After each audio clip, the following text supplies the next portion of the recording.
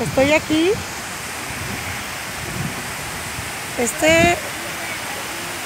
Gente de Boyojay vino, bueno, comunidad de Boyojay, colectivo Poder Comunitario, vendedores, vinieron a hacer un altar, o vinimos a hacer un altar aquí, donde para el Día de Muertos, cada cosa representa nuestra comunidad. La familia, ¿qué es eso?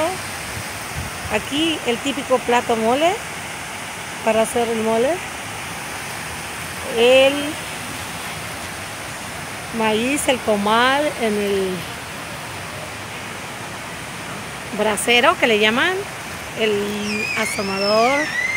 Y aquí tenemos el molcajete con sus chiles, lo que representa los mariachis,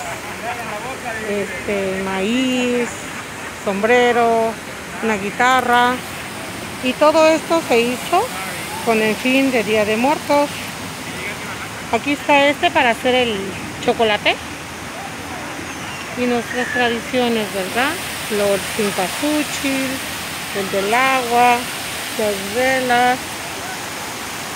Ojalá y puedan disfrutar esta parte, que es maravilloso,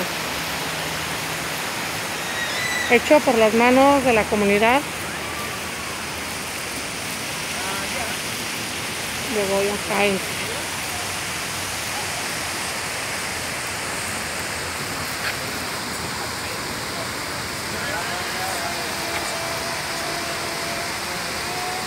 Tradiciones y culturas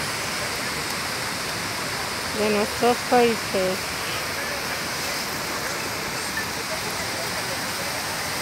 Cutie pie.